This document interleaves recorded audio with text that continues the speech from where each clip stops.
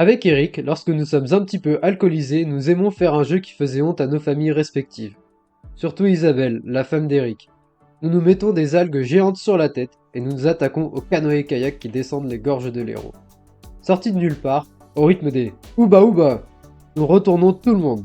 Parfois certains kayakistes croient nous reconnaître malgré nos artifices.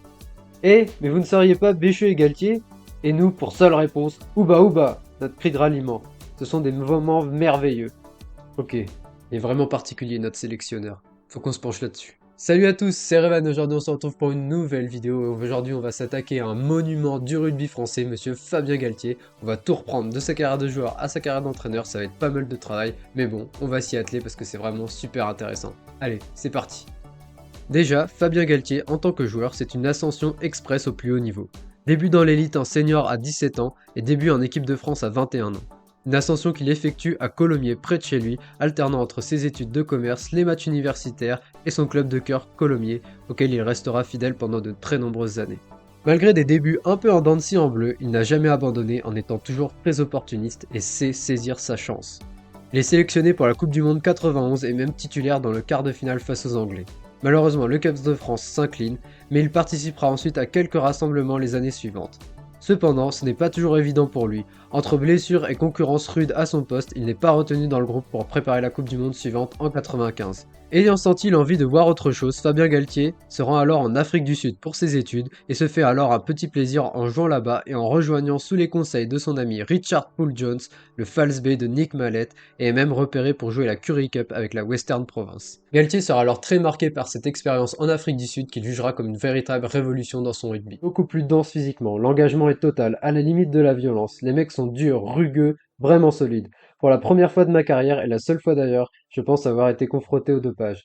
Et oui, il y avait des côtés un petit peu moins fameux en Afrique du Sud là-bas. Je partage une chambre avec Frédéric Christian Smith, un joueur passé en France à Aurillac.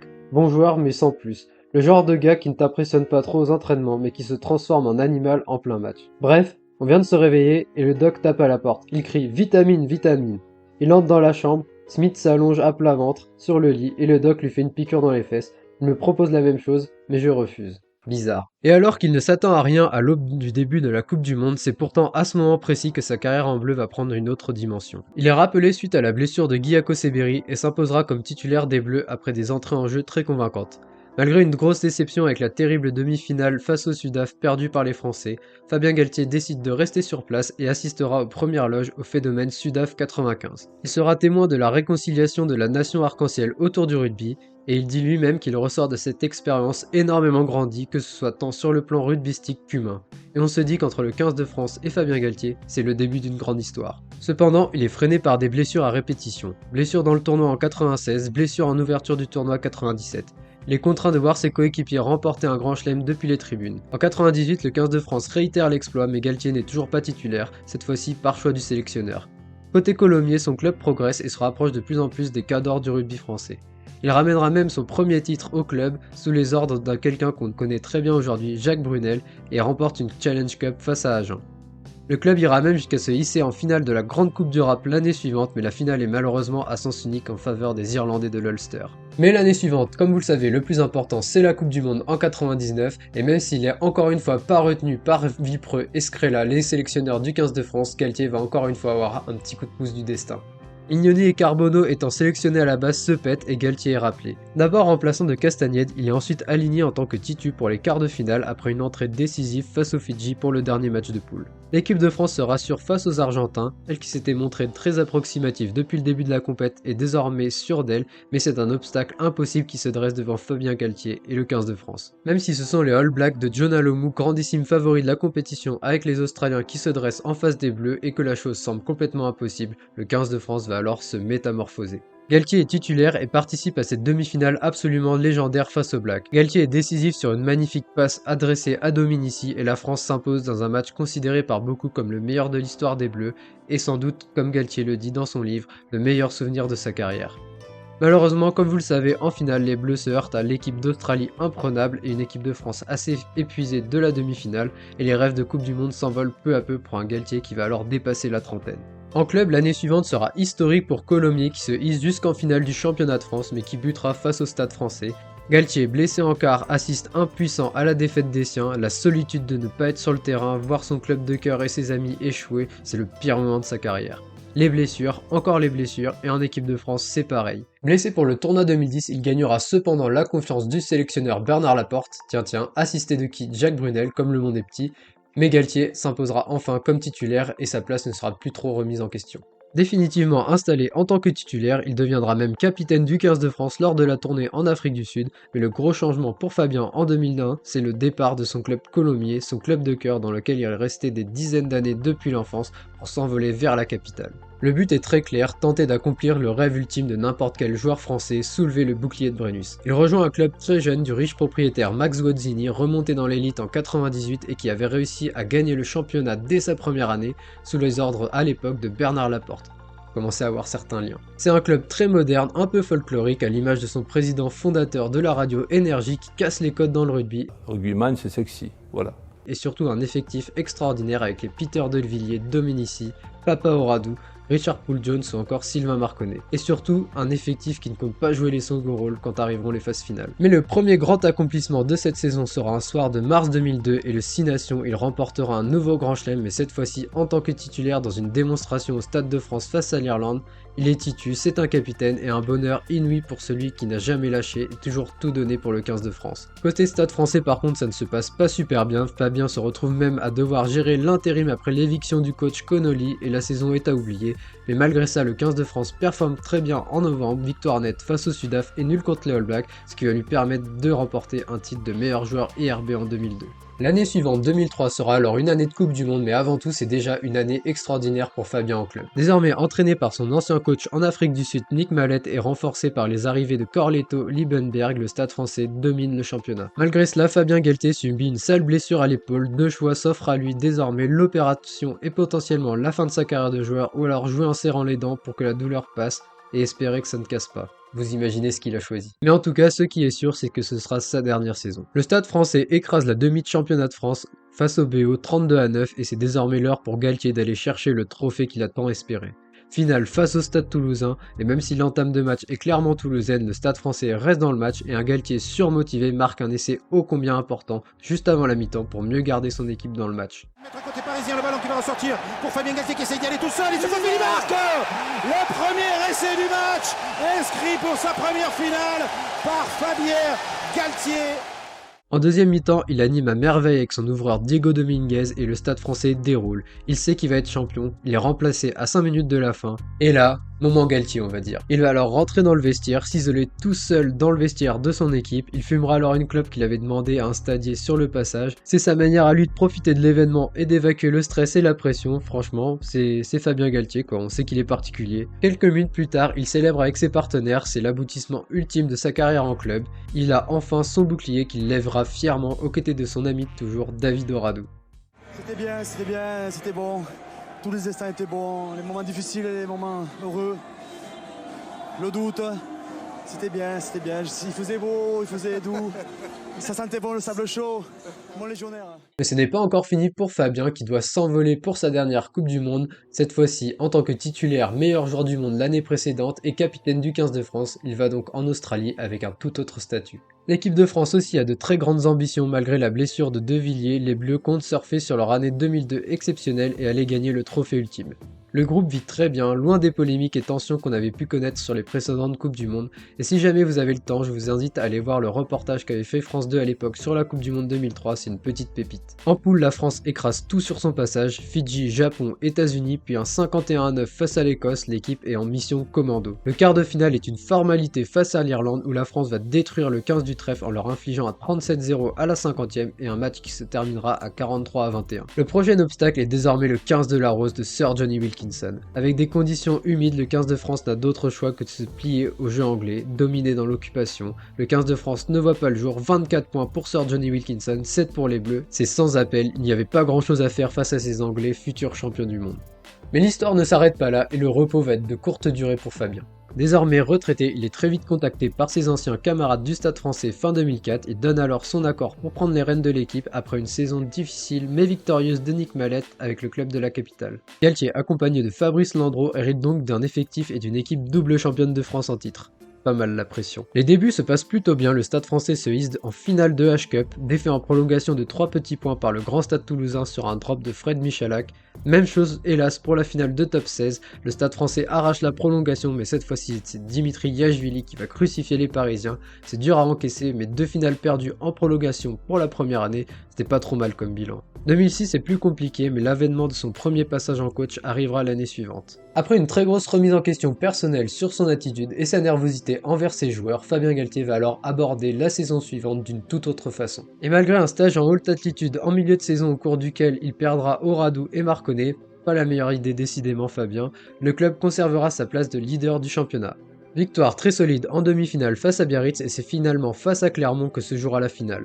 Une finale face à Clermont, j'ai envie de dire, ça sent bon. Malgré une première mi-temps à l'avantage des Jaunards, Clermont va s'effondrer complètement dans les dernières minutes. Le Stade Français va alors marquer 2 essais coup sur coup et scellera sa victoire. Deuxième titre pour Fabien Galtier, mais cette fois-ci en tant qu'entraîneur. Il sera néanmoins très fatigué de cette deuxième expérience en tant qu'entraîneur et s'en ira à la fin de l'année 2008 sentant qu'il avait fait son temps dans le club de la capitale. Galtier va ensuite avoir envie de voir autre chose. Un petit passage en Argentine en tant que consultant technique et il rebondira ensuite à Montpellier aux côtés d'Éric Béchu, un vrai ami bien au-delà du rugby pour Fabien. Montpellier est à ce moment-là un club habitué à la lutte pour le maintien mais qu'il réalisera un exercice 2010-2011 exceptionnel avec dans ses rangs des joueurs très talentueux comme Ouedraogo ou Trinduc, des monstres comme Gorgodze, Santiago Fernandez ou encore le fabuleux buteur Martin Bustos Moyano. Ils arrachent à la toute fin de saison une place en phase finale du top 14 lors d'un dernier match face à Toulon. Le parcours ne s'arrête pas là puisqu'ils battent Castres 18-17 et partent pour les demi-finales au Vélodrome pour affronter un autre novice en phase finale, le Racing Métro 92. Dans une demi hyper disputée face aux Franciliens, Montpellier résiste et réussit à garder le score face à des Racingmen déchaînés en deuxième mi-temps. Et sur un ultime coup du sort, le drop de Jonathan Wisniewski passe à côté, c'est fait, Montpellier ira jouer une finale de championnat de France, ça paraît fou. Et même après une petite tentative de déstabilisation en amont de la rencontre de Guinoves, Je sais pas, ça fait combien d'années qu'il entraîne, je n'ai pas tout suivi. Je vous avoue que là, je ne suis pas trop branché sur Fabien Galtier. 5 ans, mais c'est un parcours intéressant. Je sais pas, il a gagné beaucoup de titres. Le MHR va réaliser une très bonne première mi-temps face aux monstres toulousains, mais malheureusement les Montpelliérains vont céder face au savoir-faire et l'expérience des Toulousains, 15-10 à la fin du match. Ça reste tout de même une saison historique pour le MHR. Galtier restera à Montpellier jusqu'en décembre 2014. Par ailleurs, on aura aussi droit à des moments assez drôles de sa part. Quelques saisons plus tard, Doumerou, désormais au Stade Français, révèle qu'il n'apprécie plus son ancien entraîneur. Déclaration explicite jusqu'à un échange musclé vendredi dernier au Stade Jean-Bouin.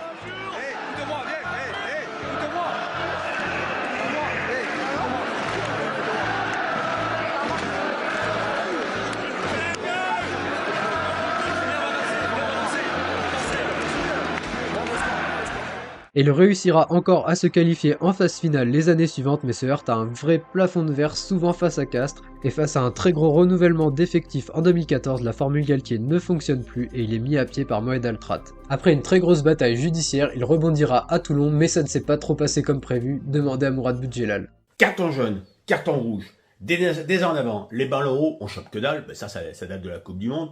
Les touches, à chaque touche, on prie pour essayer de récupérer un ballon. Voilà, ça c'est un match parfait. Et oui. Donc, effectivement, je confirme qu'à Toulon, les résultats de Fabien Galtier étaient parfaits, puisqu'on a eu droit à tout ça. Il est remplacé dès la fin de sa première saison, mais ce qu'on retiendra surtout de Galtier à Toulon, c'est évidemment... Arrête, Fabien, arrête, hein. Arrête, parce que arrête, je te dis. Arrête, je te dis. Parce que je me vais envoyer tout de suite. Tu veux venir avec moi. Bon, arrête, je te dis. Arrête, Fabien. Arrête, Fabien. Arrête, je te dis. Arrête. En parallèle de sa carrière d'entraîneur, il intervient sur les matchs de l'équipe de France, et là aussi, on a le droit à des moments surprenants. C'est du Galtier, quoi. Face à lui, il y a un joueur d'expérience, 84 sélections pour James Slipper, qui n'a pas le dauphin en plus, donc il est costaud en mêlée. Il a tendance quand même à plonger. Il est en difficulté au sol. Ceccarelli, ce ballon, il a été récupéré par la Williams. Et surtout, mon préféré, un jeu d'acteur exceptionnel. Compris, le Stade de France, dans quelques instants, la seconde mi-temps, un ciel qui restera couvert. Pardon. Une température d'environ 8 degrés. Et au niveau du vent, un vent secteur sud-ouest d'environ 50 km/h. Oui, à mon tour. Tout ça c'est bien marrant, mais ce qu'attend réellement Fabien, c'est un défi encore plus grand. Évidemment, vous y avez tous pensé et on le sait maintenant, c'est le 15 de France. Il rejoint alors juste avant la Coupe du Monde Jacques Brunel, le sélectionneur de l'équipe de France, un 15 de France complètement à la dérive, et Galtier arrive dans le groupe en tant que responsable de l'animation collective. Bon, il se foutait un peu de notre gueule quand même, la Fédé. Un parcours 2019 finalement plutôt ok, allant jusqu'à perdre dans un quart de finale complètement bêtement tout seul face au Pays de Galles, mais ce qui intéresse vraiment Fabien, c'est la suite et la reconstruction de l'équipe de France pour la Coupe du Monde à domicile. Galtier est revenu pour mettre les points sur les i. De nouvelles conventions avec les clubs, un 15 de France qui a plus de temps pour travailler, un cadre bien défini, l'instauration des joueurs premium. Galtier veut moderniser un 15 de France à la ramasse par rapport aux autres sélections. Galtier va aussi avoir un staff très élargi, un spécialiste en défense très renommé avec l'arrivée de Sean Edwards, Servat devant et Ghezzal à la touche, Labitte pour les arrières. Galtier met vraiment tout en place pour réussir. Pourvu que ça dure, la belle aventure, le ciel de Narbonne, les remparts de Carcassonne. Bon, ça par contre, je suis pas sûr de l'efficacité de la méthode. Un premier tournoi 2020 en tout cas très réussi avec victoire au Stade de France en ouverture face aux Anglais, victoire exceptionnelle au Principality Stadium à Cardiff, et tout s'envolera après un geste très stupide de Mohamed Awas en Écosse. Le 15 de France s'est fait piéger, c'est normal, il apprend, mais les progrès sont certains.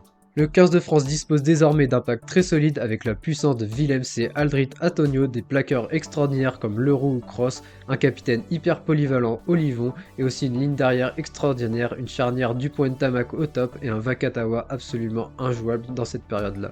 Le 15 de France retrouve donc une base très solide et Galtier dispose même d'un effectif élargi très compétitif, ce qu'aucun de ses prédécesseurs n'avait eu depuis quasiment 10 ans. Mais malheureusement, même souci la nuit suivante pour le 15 de France qui perd bêtement face aux Anglais à Twickenham et laissera encore une nouvelle fois filer le tournoi. Mais la maturité de ce groupe atteindra son sommet lors de l'année 2022, l'addition d'autres éléments comme Danty ou encore le très rugueux ailier Gabin Villiers renforce considérablement l'impact physique des Bleus, ils écrasent tout dans le tournoi Grand Chelem, le premier depuis 2010, ça commencé à faire longtemps, mais on est très heureux de voir ce 15 de France triompher. Le 15 de France a même gagné un match absolument dantesque et sensationnel face au Sudaf au Vélodrome en 2022, tout est prêt, fin 2022, on est enfin prêt pour la Coupe du Monde.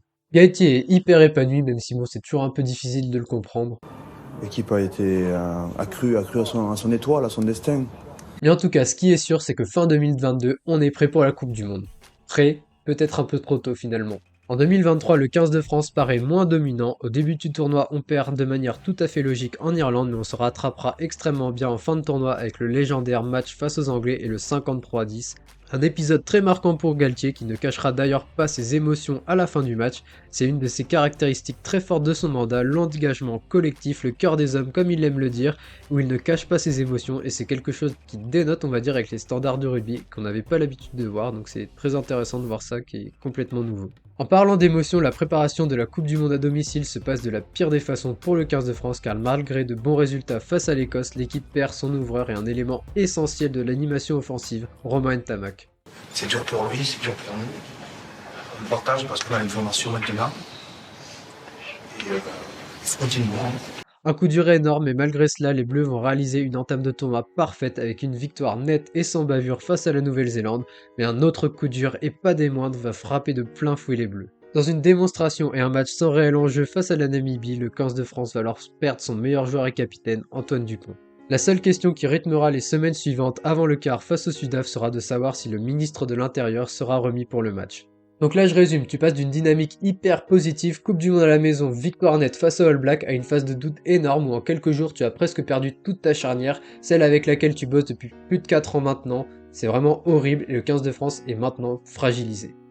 Mais heureusement, une récupération express de Dupont lui permettra d'être aligné titulaire pour ce quart de finale, mais le 15 de France va se heurter à un piège sans précédent. Je n'ai pas trop envie de m'attarder sur ce match parce qu'il me fait trop mal, mais malgré une domination nette des Bleus, les Sudaf restent dans le match. Leur sélectionneur Rassi Erasmus a parfaitement ciblé nos points faibles, Dupont est enfermé, nos ailiers se font arroser, la mêlée française craque, les Sudaf ne sont pas les meilleurs dans le jeu mais tactiquement sont beaucoup mieux préparés, savent nous faire mal avec presque rien, sont toujours à la limite, et le 15 de France ne trouve pas la clé face au verrou des Springboks.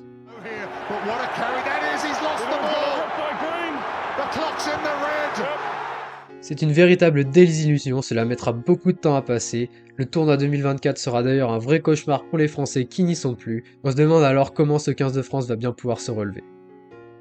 Mais petit à petit, l'émergence de nouveaux talents, Toulouse qui fait le doublé, l'explosion de l'UBB avec un Jalibert au top, un LBB devenu inarrêtable, l'avènement de la paire de centre Moefana de Porter et l'arrivée de talents bruts comme Mika Guillard, Théo Atisogbe ou encore Le Garec permettent de donner un nouvel élan au 15 de France qui réalisera un 6 nations ensuite 2025 quasi parfait.